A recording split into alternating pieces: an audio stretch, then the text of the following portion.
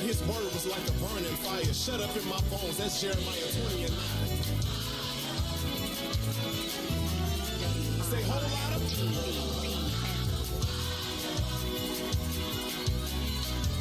burning. Something about that Holy Ghost fire. Say fire. Feels like fire.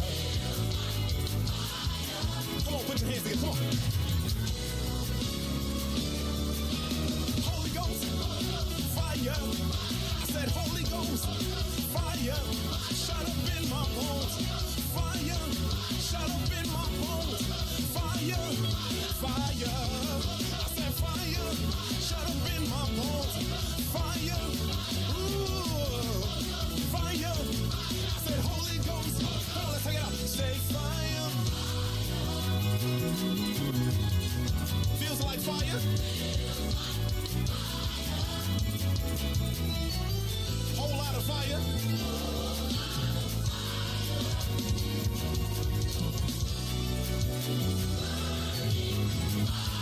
Come on, favorite Friday, let's go home.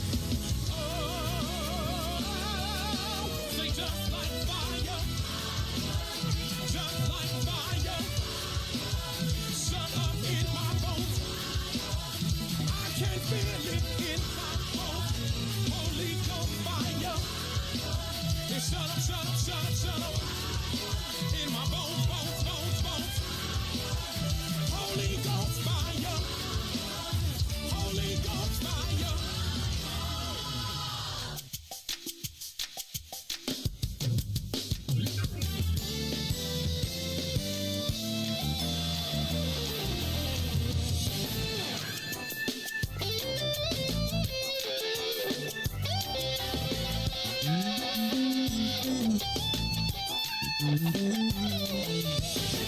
Heaven is like it unto 10 virgins. 5 of them were wise, and 5 of them were foolish. But when the Lord shall come, I want to be like the wise. Oh, I want to be ready when Jesus comes. I want to be ready when Jesus comes. I gotta live my life every day. No man knows the day nor the hour. I got to be. I gotta live my life every day. No man knows the day nor the hour. I got to be. Yeah, I wanna be ready. I wanna be ready. I gotta be ready. Ready when Jesus comes. I gotta live my life every day. No man knows the day nor the hour. I got to be. I gotta live my life every day. No man knows the day nor the hour. I got to be. Hey, I wanna be ready. I wanna be ready. When the first trumpet sounds, I got to be ready. I gotta be ready. When he crack those clouds, gotta be ready.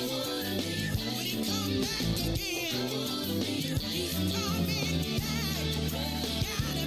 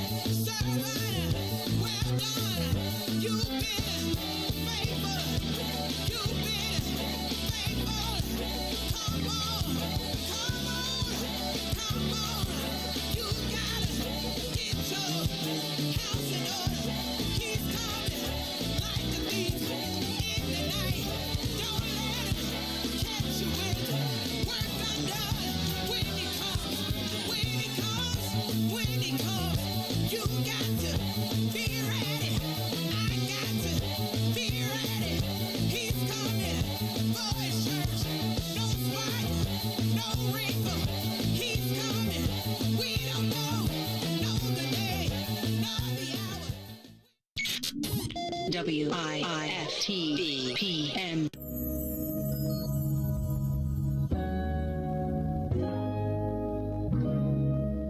Well, good morning. Good morning. This is Tasha here with I Do, I Did, I Don't on What's in It for the Black People Media. Thank you for joining this morning. I would like for you to make sure that as you are joining, that you like, that you share the broadcast. I have a lot to talk about today. A lot of folks have been asking the question about getting divorced and how that happens. And as you know, this show called I Do, I Did, I Don't is all about how do you navigate the divorce process? How do you make sure that you are surviving and thriving through the process? And essentially, I've tried to create what I did not have for myself as I walked through the process, and making sure that you have the knowledge that is going to help you to remain whole, to remain physically, emotionally, mentally, financially, spiritually whole through the process. And so several people have asked lately questions like, okay, well, all right, I'm thinking about divorce and how do I get divorced, and how do I even start? Like, what are the types of divorce that exist? How do I make sure that I'm choosing the right one? Where do I go to start the process? Things like that. And so I like to share information that I know, and I will share some information that I have maybe just a little bit of knowledge about. But it is a teaser and an introduction to the information for you to do the additional research to find the information that you need so that you can navigate your divorce yourself. It is one of the things I'll say to start with is every divorce is different. Every divorce is different because the people involved are different, because the circumstances are different, the assets are different, the children. Every divorce is different. And so it's easy for people to say, hey, here's what I would do, or this is what I did, and this is how I managed it. But you know your spouse, you know your children, you know your financial situation, and you know kind of how you need to navigate with someone when you are going through the process of divorce. So I want to talk about that a little bit and just give you some things to think about when it comes to deciding to proceed with a divorce. So in terms of the types of divorces in Illinois, there's really only one way to get divorced. Think about this. There's one way. Either you decide, meaning you as a couple decide that you are ending the marital relationship and getting a divorce, also called dissolution of marriage in Illinois, or the judge is deciding. And so you have to decide how you want to navigate that, right? Is it something that you can agree to? Can you have some conversation and the two of you sit down and decide this is how we're going to split? This is how we are going to move forward in our lives separately. This is how we're going to move forward in our lives separately, but still jointly because we still have children together, for example. Or in some cases, some people still have a business together. And though they're getting divorced as a married couple, they are still managing a business relationship. So it's important to consider all of those things and to think about, how do we want to end this? How do we want to move forward? And are we going to decide and have the difficult conversations and get to a place where we can agree? Or can that not happen and we need to involve a judge who's going to decide for us? So really, that's it. It's either you're deciding or a judge deciding. And how you proceed with you deciding or the judge deciding, you being plural, meaning, the two of you in the marital relationship, then determines how you move forward and what kind of way you file and just how you go about this, right? So in many cases, there is divorce or dissolution of marriage, but there's also a legal separation. And some people will opt for that option first, oftentimes because they're trying to figure out, can we work this out? Can we work through the issues? But I also want to be legally protected to make sure that financial decisions that one spouse is making isn't going to negatively impact me, especially if we are living apart. And, I don't want to be jointly and severally liable for bad decisions the other spouse can make while we're living apart during this time. And so people will opt for a legal separation. So it provides you some level of legal protection and financial protection, but it is not a divorce.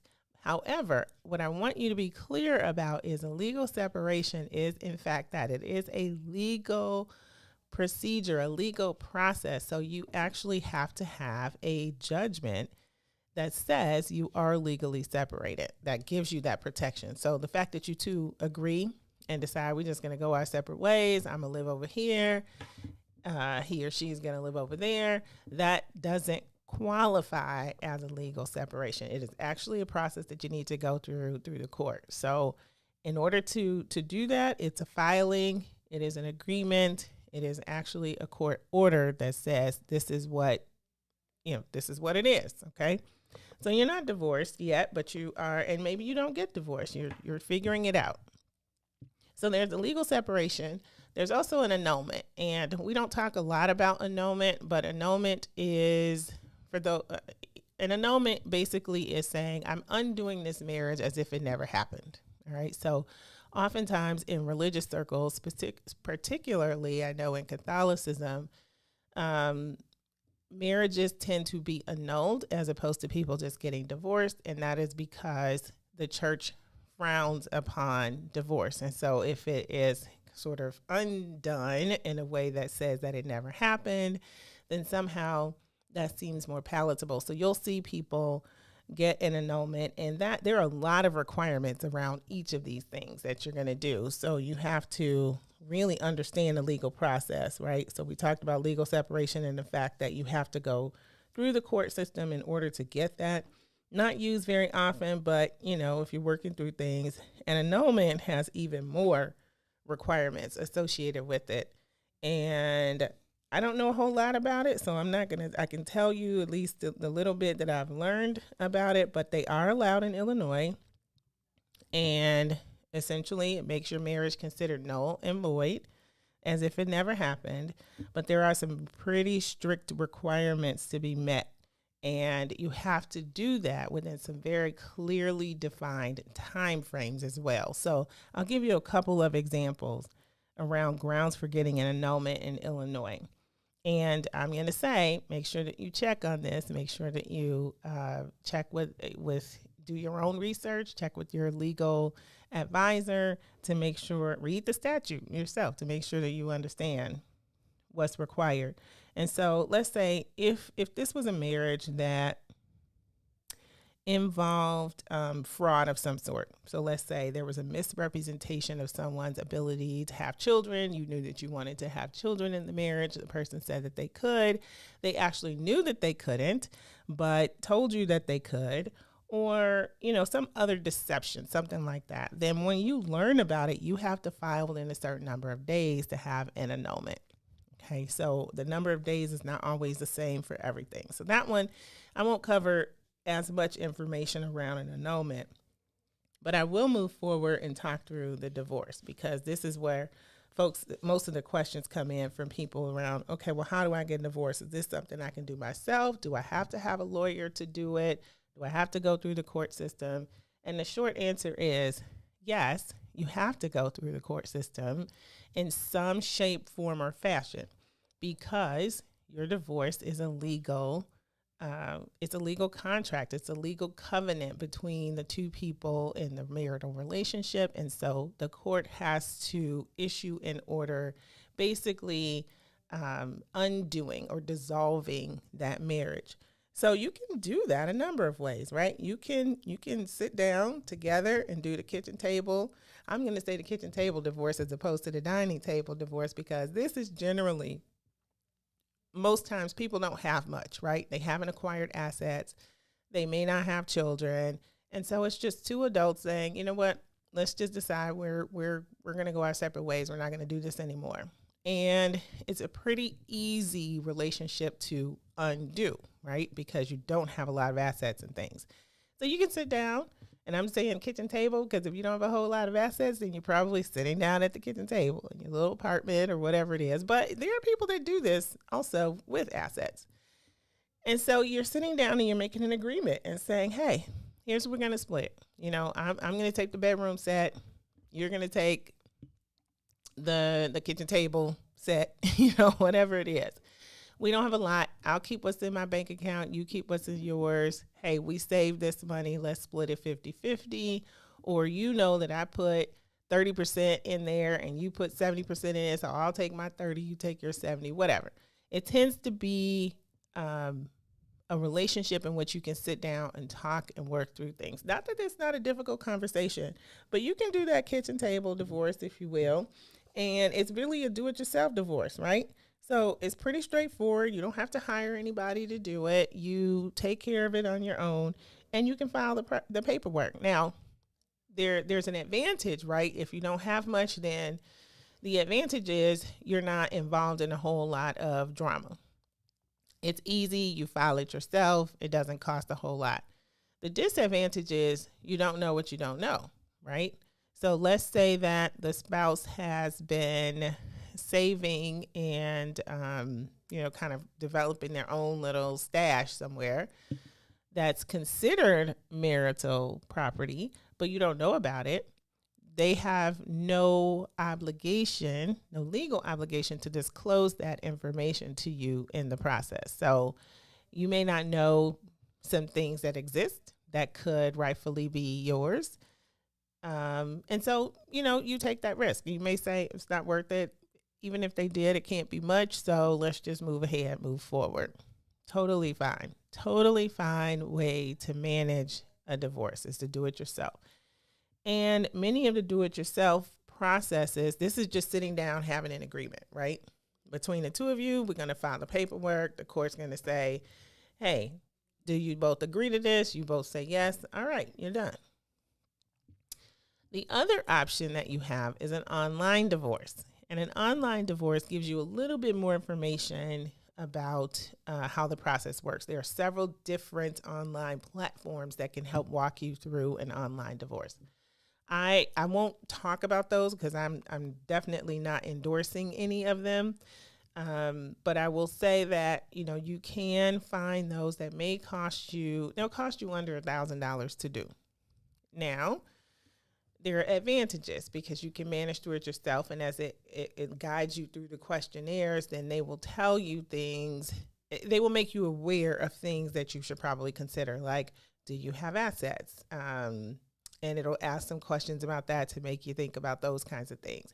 It may ask if you own a home, if you have vehicles, if you have equity in your place, things like that, right?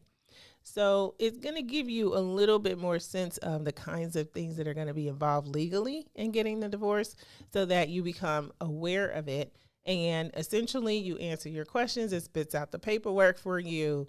You can sign it, file it, and then you have to provide notice to the other party if they're not aware that you're getting divorced, meaning your current spouse. They have to be notified legally. And then, you kind of go through the proceedings from there. So some of the advantages really of doing the online divorce, it removes a little bit of the guesswork because they sort of guide you through it. It's a lot to navigate. You have to show up in person to do the filings. You don't know what paperwork, you don't know. And oftentimes the people in the offices are not the most helpful because they are doing this every day. They're dealing with a lot of folks that are coming in and they're highly emotional and, all sorts of things are happening. So they may not be the most helpful, but, you'll run into some, and I certainly have, that are extremely helpful in the process. I would say if you're going to the office, you're going to file on your own, be nice. Be very nice. Try to understand the perspective of the person that's there. And they're willing to help, definitely. But they're looking for folks that, just aren't coming in with this huge attitude and just falling apart and making their lives harder. So you, as I said, it's a lot to navigate and trying to understand what you need to do. The benefit for the online process is it helps you a little bit more with some of that information. It will give you a little bit more information about what you have to do. Again, they're going to guide you through these interviews. and the information that's available. You'll complete your forms. It helps you know a little bit more about the legal issues that'll be a part of the divorce. And it can be a good option for people because it's pretty straightforward. It's a little bit more involved than you sitting down at the kitchen table, making a decision about what you want to do. But it is a very, very good option, and it's a less expensive option than the next one, because the next one is litigation. And litigation, what I will say is, I think it tends to be the default option, right, for a lot of folks. It's also the most expensive option. And litigation is really an attorney-driven process. So you tend to think that, okay, I'm going to file, I'll be in charge of this and how this moves. But in all honesty, you're really not. The attorneys are, and you're trying to navigate the process. That's why it becomes difficult sometimes, trying to understand, how do I make sure that this is going like I need it to, especially when I don't understand the process as well. I'm depending on the attorneys to understand, and they do understand it, and they understand very well, and they understand how to milk the process as well in many cases. But they also understand they're navigating a lot too. So I won't be extremely hard on the attorneys in that sense. They're also navigating and trying to get you to the place of understanding how you're going to either make an agreement or go forward into a trial in which the judge decides, because you can't decide. So remember what I said, if you get a divorce, either you're deciding what it's going to be or the judge is deciding what it's going to be. So it's pretty, that process, it can wreak havoc on you, on your children, on the other spouse. It is not designed to be a friendly process. It can be, but it's not really designed that way. And it's very expensive. And the expense wreaks financial havoc on you and on your spouse, and ultimately the impact on your children, if you do have children, or on your estate, because you're taking money out of your estate. Whatever you've saved, whatever you've put away, is now coming out to pay attorneys to guide this process. And it's not cheap. Attorneys are $200 to $500 an hour, and many of them bill at 10-minute increments. So you have a 10-minute call, you're paying a good $50 for that. And it's like, seriously, is that what you want to do? So you have to understand when litigation is required, because sometimes it totally is. Sometimes there is no sitting down, talking to. It's highly contentious. You can't sit down at the kitchen table and decide this is how we're going to do that. It just doesn't work for you. So you have to move forward with litigation, and it's okay. It's okay if that's what you know that you have to do, and you are committed to making the divorce happen, then you do that. You do that, but you have to be wise as you do it so that you manage your expenses. So you can move forward in litigation. We talked about that a little bit, but you have a couple of other options too, like mediation, in which you don't have an attorney trying to help you to decide how to divide your assets. So sometimes you can do something in divorce that's called like bifurcation, right? Where you sort of separate this process of the divorce. And in Illinois, again, remember, there is no fault. So there's no reason for divorce. Before, you would have to prove this person did this, that, or the other. That was grounds for divorce. That doesn't exist anymore. The two of you just decide it's irretrievable, irreconcilable. We're getting divorced. We're not, the court's not going to place blame anywhere. You're just going to move forward in the process. So you can separate it so that there's this divorce piece, but then you're handling all of the other concerns, like the property division and the financial stuff and your child parenting allocation agreement. What else? Several other things. I can't think of all of them right now, but you sort of split it so that you can handle this. And let's say you get the divorce, But then there's the financial stuff that still needs to be handled. And I've definitely heard of cases where people have actually been divorced and the judge has said you are legally divorced as of today, but then we have to handle this financial separation and this piece of your assets, and that could take another year or two in some cases. And I think one of the misconceptions is sometimes people hear this term contested and uncontested divorce, right? If someone is filing for divorce because they no longer want to be married, you can contest it, and there are grounds for contesting, but the court's not going to make someone stay married to you that doesn't want to be married to you anymore. So once you're contesting, maybe you're contesting on certain grounds and say, you know what, I need to make sure that I'm going to be financially taken care of because the court's trying to make sure everybody lands on their feet. I need to make sure that this happens because I think that there are hidden assets or whatever. Or I've never managed any of the money. I don't understand where everything is. I need to make sure that I have a very clear picture so that this division is fair. Those kinds of things happen, right? But I think some people believe that if they say, nope, I don't want a divorce, that the court is going to say, okay, well, you can't get divorced. That's not how it works. And in all honesty, nobody can make anybody stay married who doesn't want to stay married. So the process might take longer. It might cost you more money, but the fact is it's going to happen. Period, the end. And either you're going to decide how it happens or the judge is going to decide how it happens. So there are some other approaches that are a little bit more collaborative in how you decide going through the process. It's, that may be a little bit more involved when you have more assets or have more. And so I'm going to talk about those a little bit after the break because I want you to know these are options that you have available to you. Also, it's still part of the litigation process, but you don't necessarily have to have attorneys involved that cost as much money. So we'll talk more about that on the other side of the break, and I'll see you in a minute. WIIFTBP. All right, well, Angela Oyafumike. As you know, this is I Do, I Did, I Don't on the What's in It for the Black People media. Start our way into this journey of divorce and healing. So we came together under a survival mentality, not under a friendship of being in love. First being friends and then being in love or growing in love. We came together under, we're trying to survive, we're two kids trying to survive.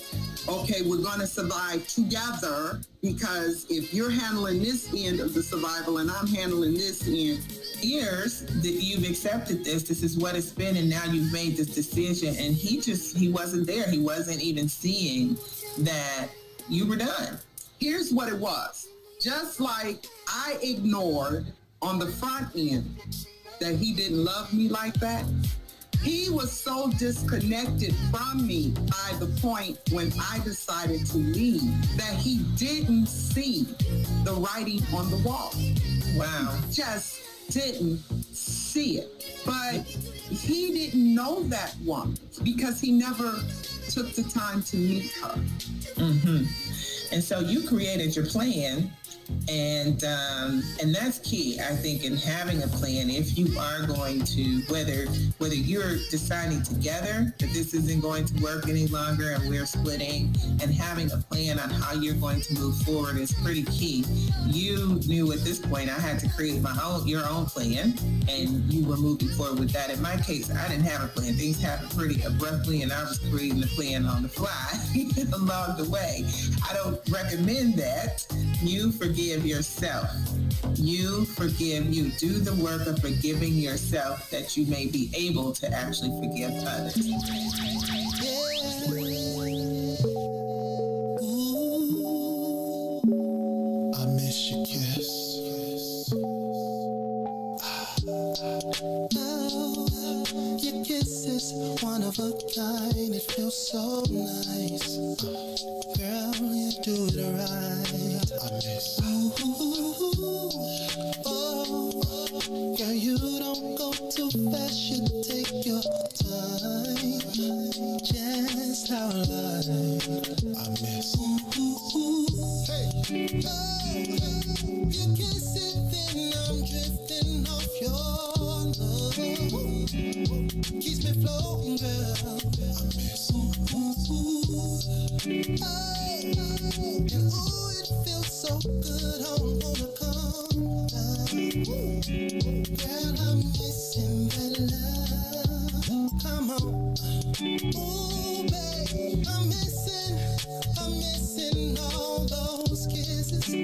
Baby, bring those lips to me.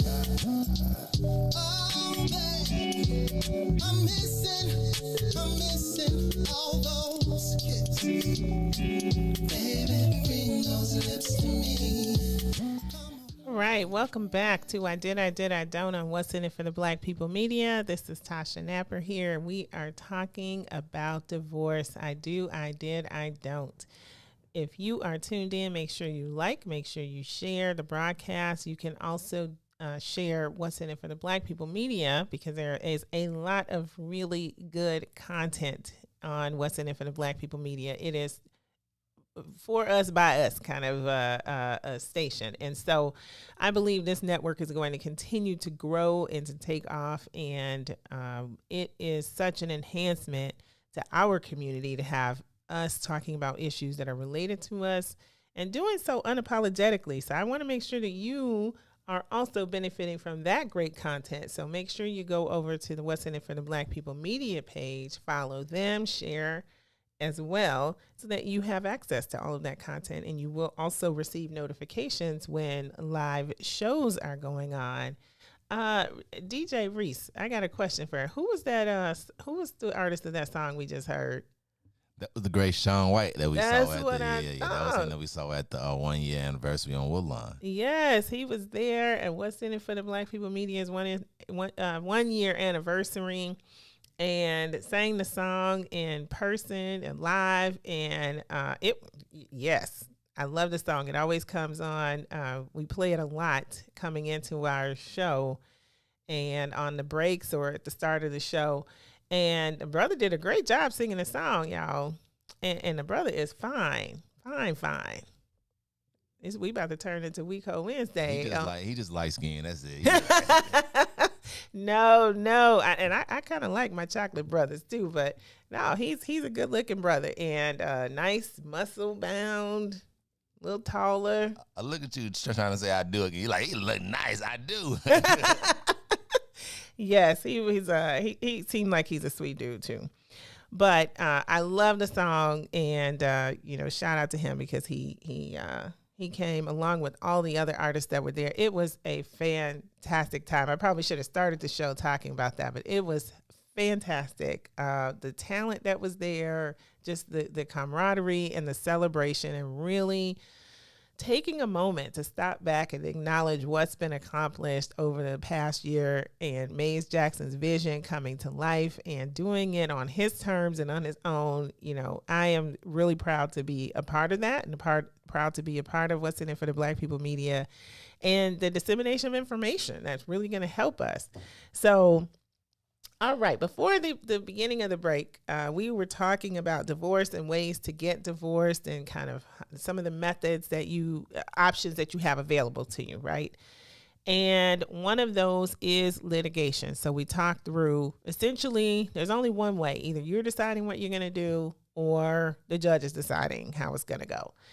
And in doing so, you can do it yourself and make an agreement. You can get some help from an online service that kind of helps you with all the paperwork that you need to pull out and file, and some of the concerns that need to be addressed as a part of the filing.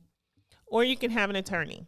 And, that is, attorneys will have a great deal of knowledge, but it's also quite expensive to pay for that body of knowledge and navigating through the process. But I want you to understand, choosing an attorney, most times the divorce is attorney driven as opposed to being driven by you, which, you've got to know how to manage that. So that's part of it. But then when you're in litigation, the other options you have available are things like mediation or a collaborative divorce. Now, mediation, let's talk about that a little bit. It is a third party who you retain essentially to help you work through the issues that need to be resolved as part of the divorce. So, how are we splitting the finances? How are we going to allocate parenting time between us? How do we manage when we have, the rules between two houses now that the children will be moving between one place and another place, and our bedtime's consistent? Do we have the same rules? What happens if there's a punishment issued at one place? Does it carry over to the other place? Just stuff like that. What happens when we start dating again? What are the rules of engagement there? So a mediator can help you really understand what are your real issues and help you to navigate discussions and facilitating an agreement to get to the place that you're settling. All right, we're both in a good place. We've both given up something, or what I really wanted was this. They can have that. That's not really important to me. So the mediator can help sort of make some of those compromises, provide the perspectives that you need of each other in the process, and help you really reach a resolution that both of you can live with. That's not always an easy process getting there, but it is far more collaborative in the approach. And you spend money on it. It's going to cost you a few $1,000s to do it. However, it is still a lot cheaper than you would pay for an attorney to walk you through the entire divorce. So it is a very good option available to you. It is a neutral third party who is there and skilled at mediating, there solely for the purpose of helping you get to agreement on the issues that are important so that you can continue to move forward in the process and not just fight your way through the whole process. All right. So I think it's a really, really wise option to use. And honestly, you can use it even afterwards. So after the divorce is final, especially when you have children involved, a mediator is a really good option to help you work through what's our parenting agreement? How are we going to do this if we just disagree and we have several issues that continue to be pain points for us that are not allowing us to co-parent effectively? It's an option that you have available as well. So don't think about the mediator as just someone that you can use in the divorce process, but actually it could be someone that you use after the divorce process to help continue to make this agreement, this situation work. All right. And then there's this process called collaborative divorce. I had not heard much about this, but this is something that I'm just learning about that I thought I would share with you as well, because it's not something that says you're going to work out your divorce collaboratively, right? But it is this collection of resources of people that you have available to you to help you work through all of the things you need to work through for the divorce. So it's a structured process, and it really becomes this team approach to the divorce. So you may have, for example, a financial coach that's part of your collaborative process. You may have a mediator or an attorney. You might even have a divorce coach or lawyers or a therapist, but it is this collection of people that are going to help you work through the things that you need to work through in order to get to the other side of the divorce, to kind of settle some stuff, to just wade through all of the stuff, all the muck, all the mire. So it's, it's not, divorce itself isn't just a legal process, right? It is a process that is about money. It is a process that's about emotions. It's a process that's about kids, if you have children involved. And so it becomes very difficult at times and very, what do I want to say? It becomes in some ways kind of irrational many times because of the level of emotion that is involved. And so we've talked before on the show about having a prenuptial agreement and the benefit of doing that, because you decide, even if it's a postnuptial agreement, but what it says is this is how we're going to end this. If we ever get to this place, let's make some agreements now on how we're going to do that, because it takes some of that emotion and some of that drama out. if things do not go as planned. And so it is, when that's the case, you just have to get to a place where you work through it in the way that's going to work for you, because one way doesn't work for everyone. And on top of that, everybody's not the same people. You know, you don't have what your cousin did in their divorce is not necessarily going to work for you and what you're doing in your divorce. And so you just you have to figure out what approach works for you and be okay with that. You know, if it's a contested, highly contentious divorce and you have to pay for it, that's where you're going to have to be. Or you take a time out and you say, you know what, let's just not do this right now. Let's go ahead and legally separate. Let's take a minute and let's let some of these emotions die down and figure out how we're going to move forward in a way that is beyond the hurt, beyond the I want to punish you because you did this, that, and the other to me, beyond, you know, I don't think you deserve to have access to the kids. You know, that gets crazy, crazy when all those things start to happen. And so sometimes the legal separation does help you just take that time out. Take time out, step back. Let's let some time pass that we get through some of the emotion. And now we can have a more balanced conversation about how to move this forward in a way that does feel fair and that does help both of us to land on our feet and survive post-divorce. Sometimes that really truly is the best approach. Have your cooling off period, and then you can decide how to move forward in a way that doesn't financially drain you. Other times, that's not the case, and it's okay if that is the case. You can want to do it that way, but if the other party is not participating, the other party is not there, the other party is not willing, then you've got to do what you got to do. And so you have several options that are available to you in the process of getting divorced that, you know, some people sometimes will start with, let's just file on our own. And now we don't agree. It's not working. All right, well, let's get a mediator. And you can sort of step up and maybe you get the mediator and that works for you, or it doesn't. And you wind up going to attorneys and litigation. But the benefit will be that some of the conversations have happened early. You've talked about it yourselves. You start to understand what's important to you, what you want in a divorce, what you don't. The other part is the mediator has helped you start to have the right level of conversation. So by the time you get to an attorney later, it's not as difficult or contentious and things can move along a little more smoothly. At least that's the hope, right? That you have walked through the process in that way that's going to be more beneficial to you and hopefully cost you less money because you understand the tenets of the divorce, what needs to be decided, what needs to be in the decree, what the judge is going to ask about, what agreements you need to make, and what's important to you. So if you've had to step into it and do it that way, it's okay. That's fine. You've probably helped yourself out quite a bit and saved yourself some money even if you have started in that way. So yeah, I think it's you know, the litigation piece is probably the last option that you want to take because it is so costly.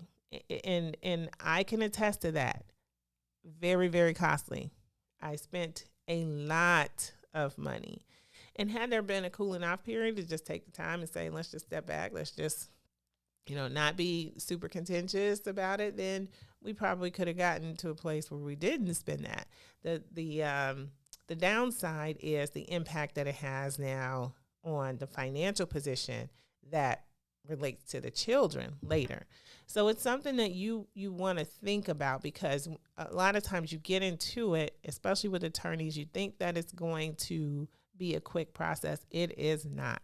It is not a fast process, especially if you're in a big city, because there are a whole bunch of cases. So sometimes you might file something and it'll be 6 weeks before you even get a hearing before the judge to hear what you have to say. That's not a decision, you know, and so you want to understand as much as you can.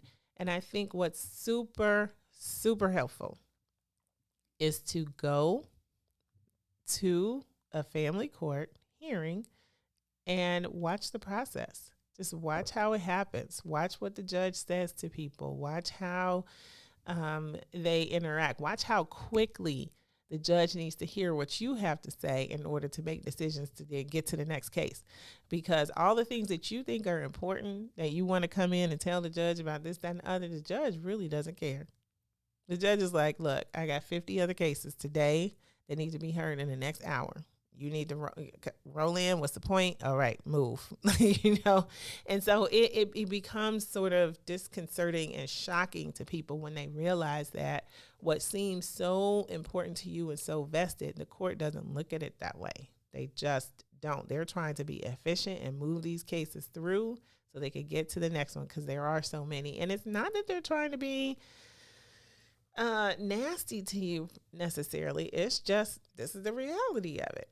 Right. So you've got to understand that and how the process works so that you can navigate it well, and that you can, again, be well on the other side of it, because it's already daunting to be a part of a divorce and you weren't expecting to be there. Or even if you were, like, this has been something that you walked through, you don't know how the system works. And then you get there and you're just like, whoa, they won't even hear me out. The judge is like, you got 2 minutes. Like, I have 15 other attorneys standing behind you in line to say what they need to say and give a status update.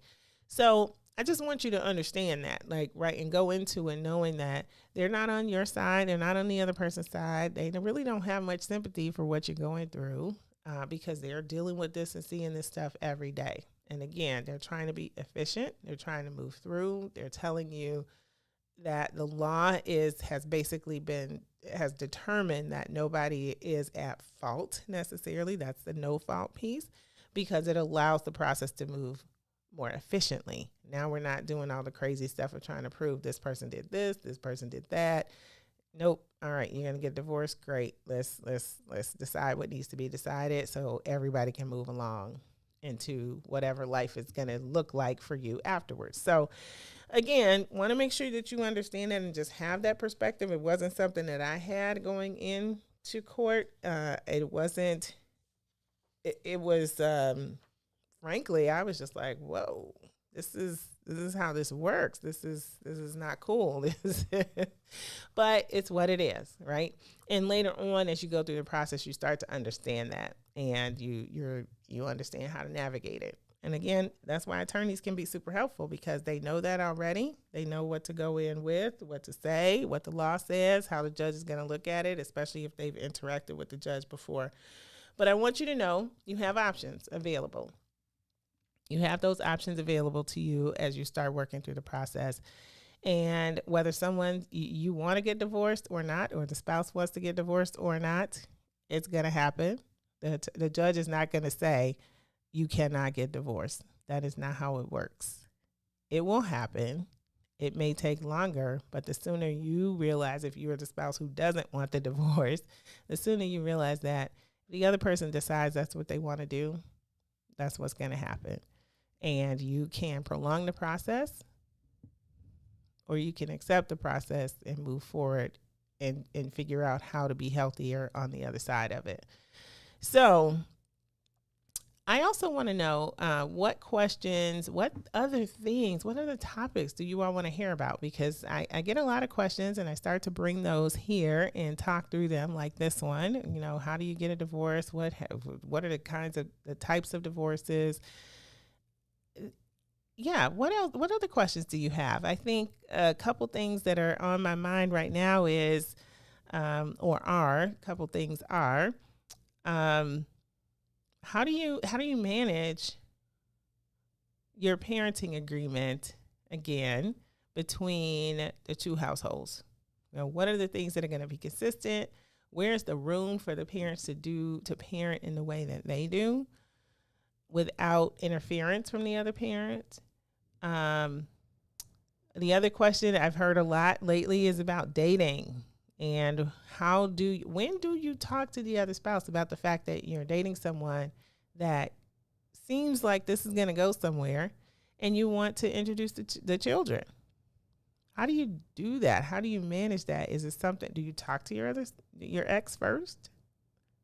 Do you let them know, or do you introduce the children to the person first or the kid to the person first? How does that work? How do people navigate that? The other thing that I've heard a lot about too is how do you decide, how do you engage how do you engage your the spouse, your former spouse, in large decisions that impact you and the children, but don't, they're your decisions to make. But how do you, what are the rules that you've established that are helpful? So let's say you decide you're going on an extended vacation. How much information do you share with your ex-spouse, with the other parent, because you're taking the children?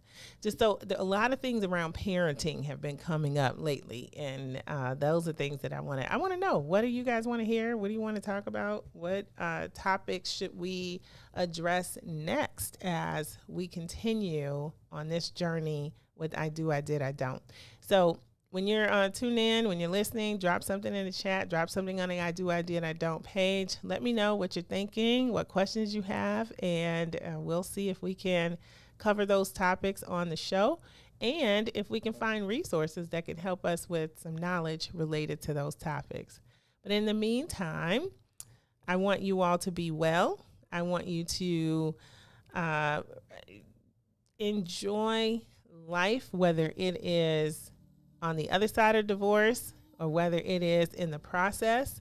I want you to have everything that you need and everything that you deserve. And I wish you all of the strength that you need to navigate what you have to in order to get to the other side of a divorce. So again, this is Tasha with I Do, I Did, I Don't. Thank you for tuning in, and I want you to be well on the other side. Take care.